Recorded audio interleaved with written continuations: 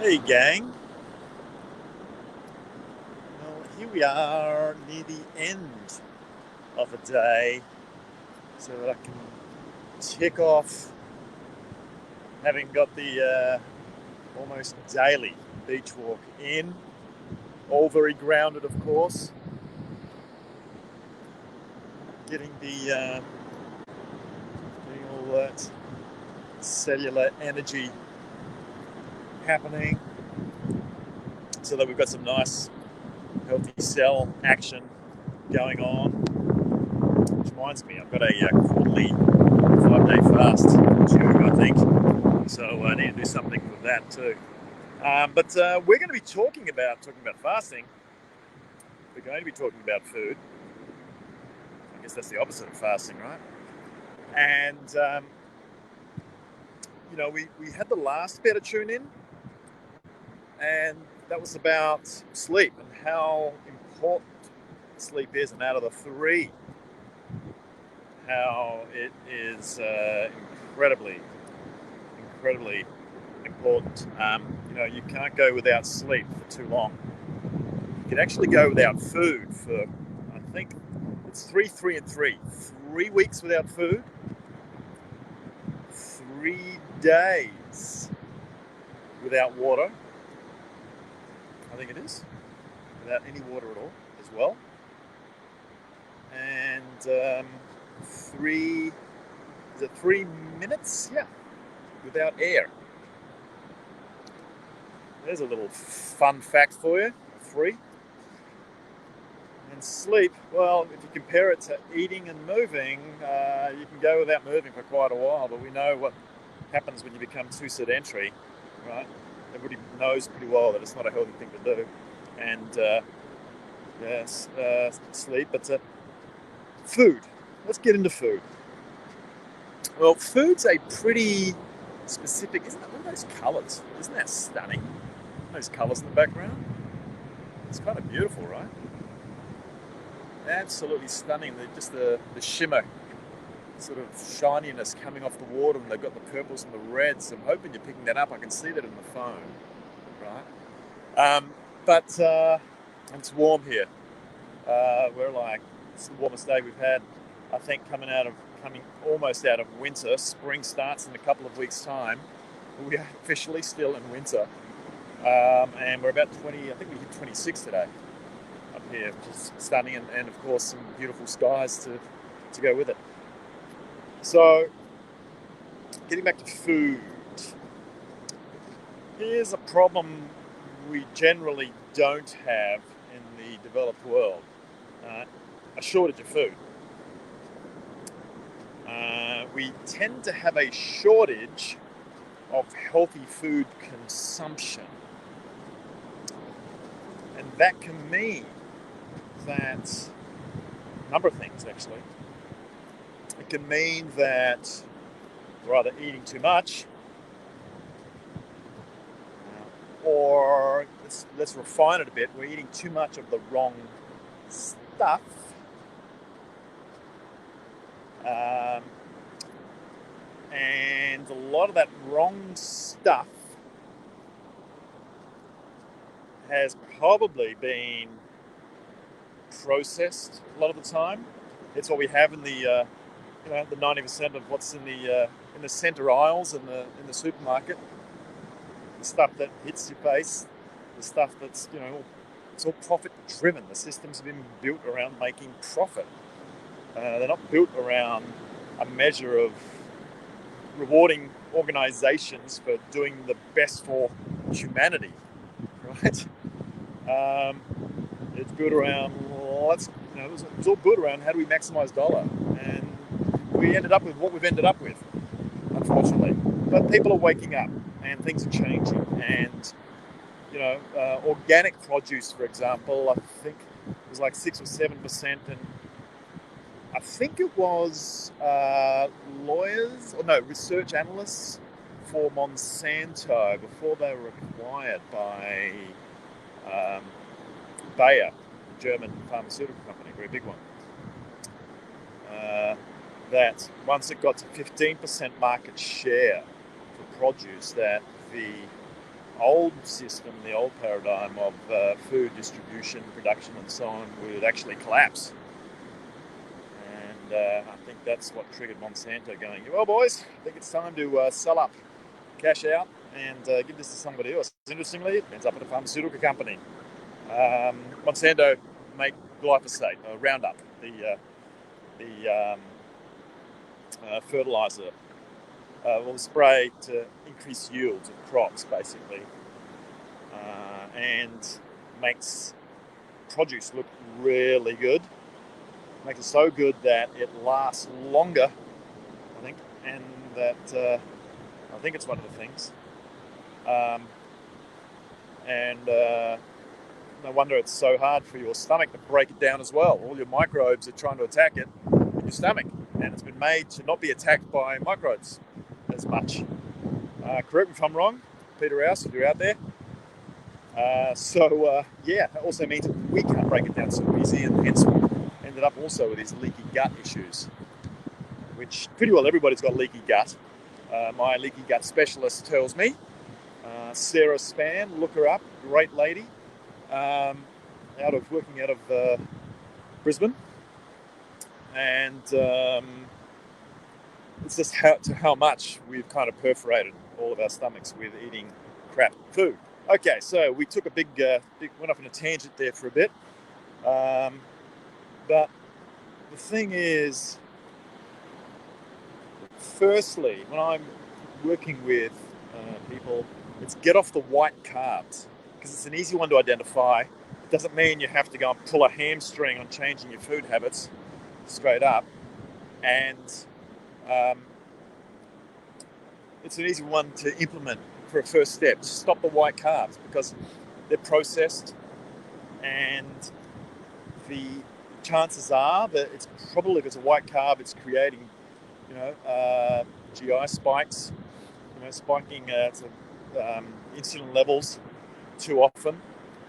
And if you want to test that, because we're talking a bit about metabolism here, then you can get an HbA1c test, and that'll show you percentage. I think it was percentages like if you're over 6 or 7%, starts to get a little questionable, where you can start to head towards diabetes type 2.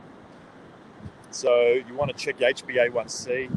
There's some great devices now, continuous glucose monitors from a company, Libre, also Dexon. I've got a little thing that implants under your finger as well, which is the latest and greatest stuff. But Libre have that one you might have seen on people's arms, a round sort of a thing. It's got just a little pin that goes on, and it stays there for 2 weeks, and you can monitor on your phone how often you're spiking sugar. And it's a great education for people to become aware of what they're doing to their metabolism, because you don't want to be doing that too often, right? Because then you're heading towards type 2. I've got a great device too, the Biosense, which is spectacular. It's FDA approved as well, or certified, for measuring keto. And so you want to check your metabolic flexibility in food, where you're down on sugar, then you should be moving into a ketogenic state, and back the other way, and that shows your metabolic flexibility. But if it doesn't, if you go down on your keto and you're having sugar and the sugar's not going up, or you're switching over to doing fats only and nothing's happening there, then you're going to bonk, basically, where you just can't digest these energies, and well, you can't digest these foods and turn them into energy. And that's not cool. So, anyway, there's a little bit of info on metabolism. But the foods you want to get off the white carbs, and it's the general rule, guys. It's like fruit and veg is the general rule. The next layer on that would be to go organic where you can, right? Don't go crazy. Don't go stressing out like everybody's stressing about the CV thing right now. Don't go stressing out, because that's just going to create other problems again with cortisol, adrenaline, and panic and fear. Like we haven't got enough of that going on right now. Thanks to a lot of information sources that are somewhat questionable. So fruit and veg, try and go organic where it's accessible. get that water happening, it's going to be somewhere between 2 to 3. You can eat too much food. You can also drink too much water, believe it or not. There's a sweet spot for that. But, if you're staying under 3 and above 2, you're going to be kind of in the range. It's probably, 2.5 litres a day is probably a general rule of thumb. And, where you can get that clean and you can get structured water and you can get hydrogenated water and these sorts of things if you want to get really sexy. But in the beginning, let's not get too sexy. Let's just make some fundamental key lifestyle changes around what you're doing with food. You can also, stepping it up, get epigenetically sorted and measured for your epigenome, and that will give you, there's an app on a company I work with, and it will give you actually the foods you should be eating most of the time, or at least the highest scoring for your epigenome, the best stuff for you, right, to the stuff you should be avoiding, which is kind of poisonous for you. For other people, it could be great. Although there are some things that just aren't good for humans, full stop, right? And I think we have a bit of an idea of what they are. We do have too much sugar. I have to watch myself because sometimes I'm actually a carb-burning animal. And I know that from an epigenetic point of view. And sometimes I'm not having enough sugar or enough carbs in my diet, which my brain needs to function with, and so on. So, whoops, where are we? Holy cow! I'm trying to look back. The other thing is the timing. Chronobiology is kind of like everything. And where I had the 3-legged stool, you got the footrest that connects each of the legs to give it some extra strength. That's chronobiology, let's say. Mind you, it also represents what, and we'll go through this later, but food intersecting with, or eating intersecting with your movement, intersecting with sleep, recovery.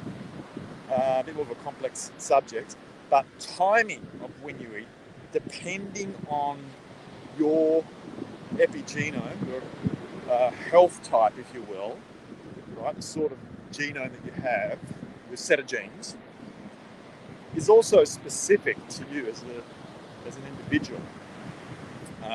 Because your chronobiology will mean that there are certain times you've got certain hormones and enzymes kind of cranking up that are going to be the best time for you to be consuming food.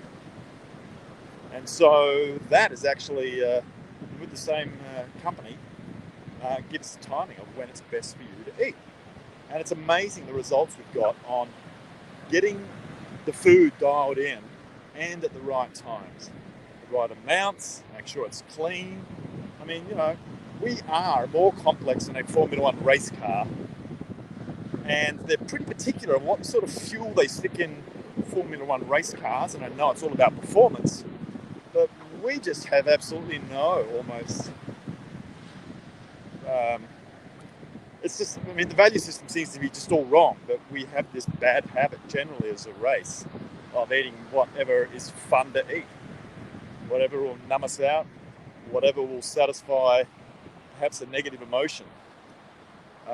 So food is a complex thing, but it doesn't have to be that way. So we work with individuals.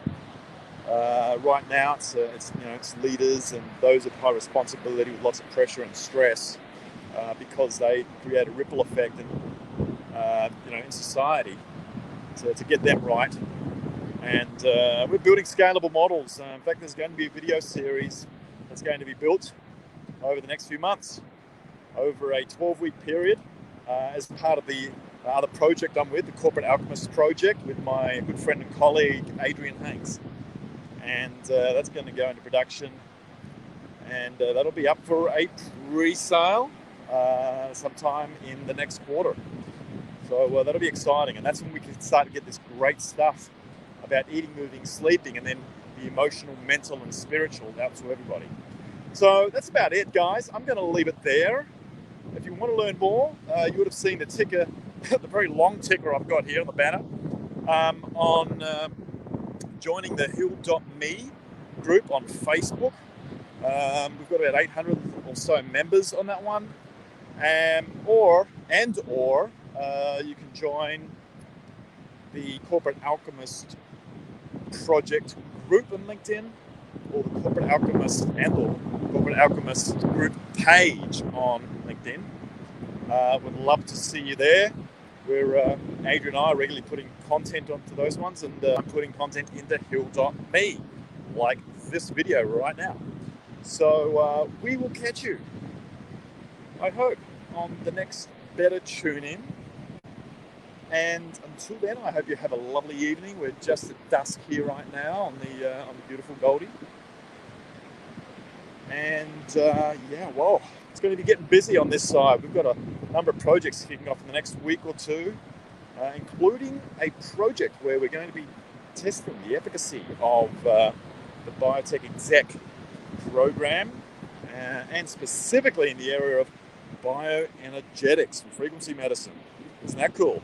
All right, guys, have a great one. Morning, evening, night, dinner, the odd dessert, what the heck. Just make it a healthy one if you can, more often than not. We'll see you on the next Better Tuning. Bye.